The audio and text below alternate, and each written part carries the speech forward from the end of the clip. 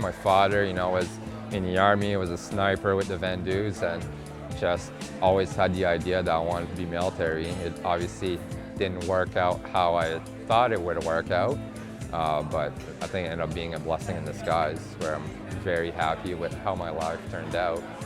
After high school, I went straight in the Army, so I joined the Army in 2001, I think, and I was in for 5 years, till 2006. So I kind of started running a little bit in the Army, but it was very slow and not much. Like, it was just kind of like the minimum you need to be in the Army. And I was infantry at the time, 2 RCR. And so I did a little bit of running and always kind of done well, part of like our physical fitness tests and all that. But I used to play hockey at the time and was more into team sports. And then at one point in 2004, I had an accident where I broke my jaw 2 places 9 days before I was supposed to go to Haiti. So I couldn't go on my tour. All my buddies left.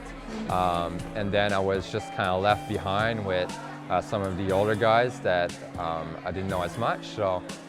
But they knew I was an okay runner for someone that didn't really train or anything like that. So they asked me to go run with them, and they're like, yeah, you're doing pretty well for someone who doesn't train and parties way too much. I used to get into a lot of trouble at the time.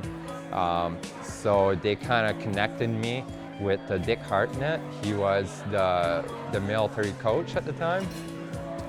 So start just from there, 2004, I started running here and there with a few, mostly young kids, kind of like 14 to 16-year-olds at a time that were, kids of military people. 2006, got kicked out of the Army, again, for getting in too much shit, and decided to go to college, moved to Ottawa, and from there, started training with a local team of mostly triathletes. Slowly got better, was doing okay locally, and then in 2007, I got clean completely and stopped doing drugs and partying like I used to. And that's when I started training more intensely. In the beginning of 2008, I started getting coached by Steve Boyd. We just do online coaching since he was based in Kingston. And just improved quite a bit from there. And that's when, probably beginning of 2008, I guess you could say, I kind of made a good jump and started being, like an okay national level runner on the roads.